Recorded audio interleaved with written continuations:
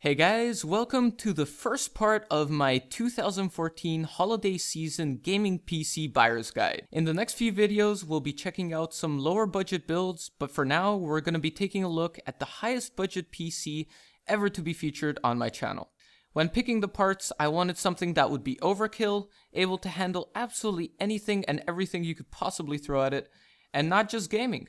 If you want to start recording and editing videos for YouTube, or maybe you want to get into streaming, this PC will handle any of that without breaking a sweat. I made sure not to cut any corners, but at the same time, I wanted everything to be nicely balanced without wasting any money. While spending this much on a gaming PC is absolutely not necessary, if you have the extra money and want the best of the best, then this is the build for you. So without wasting any more time, let's get into it.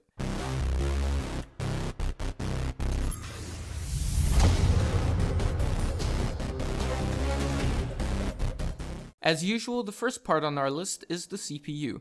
Coming in at $300, for this build I chose the Intel i7-4790K.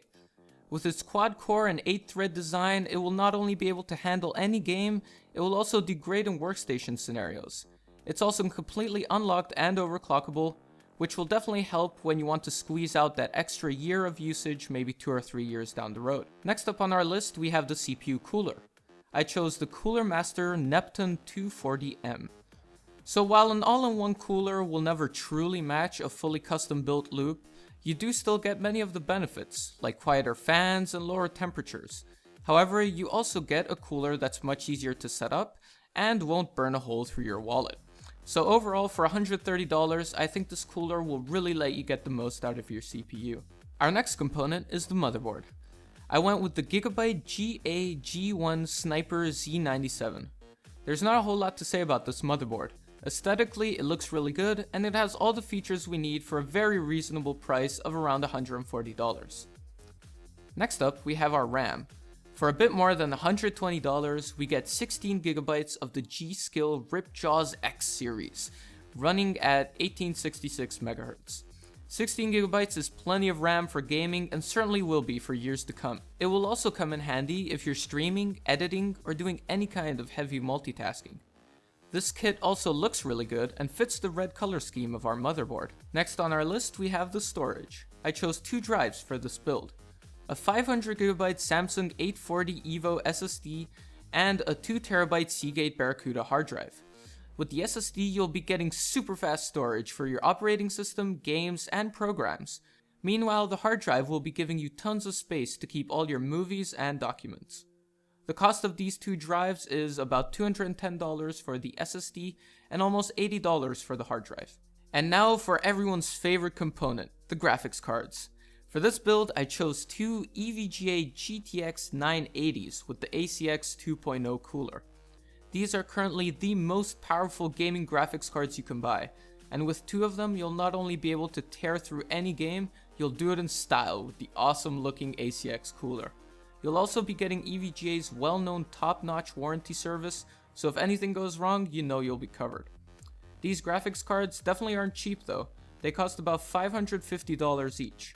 However, that money will be getting you unbeatable gaming performance. So they are the best choice for an overkill PC like this one. Now, onto the part that will hold this build together. For the case, I chose the Corsair 450D. If you've seen some of my previous videos, you'll know that I'm a huge fan of Corsair cases. I've used them in several parts list videos and in many of my own PCs. They always have a great design, airflow, and build quality. The 450D in particular is great for this build.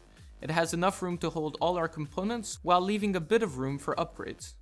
Obviously, the case is probably the most subjective choice in a PC, so feel free to switch it out if you prefer something different. Just make sure it's big enough to fit all the other components. You can always leave a comment below if you're unsure. Anyway, the 450D costs a bit more than $100 and would be my choice for this build. Finally, we have our power supply. I went with EVGA's G2 Series 850W. You never want to cheap out on a power supply. And for a build like this, it goes without saying that you're gonna want a top-of-the-line product. This power supply is able to deliver over 850 watts of power, which means you'll never have to worry considering that this build will probably never pull over 600 watts. Also, you're getting an 80+ gold certification, which ensures you're getting a quality product. together with a fully modular design which will keep all your cables nice and tidy. So overall, a great power supply for around $120. So that wraps up our list. Make sure to check out the link in the description for our updated prices. As of today, December 5th, 2014, the total price is $2,304 US. Also in the description, you can find some benchmarks for two GTX 980s, so you can get a sense of what kind of gaming performance you can expect from this build. Don't forget to leave a like if this video helped you out, and feel free to leave a comment below if you have any questions or feedback. Also stay tuned for the next few days as I'll be uploading some more PC builds. That's all for now, goodbye. In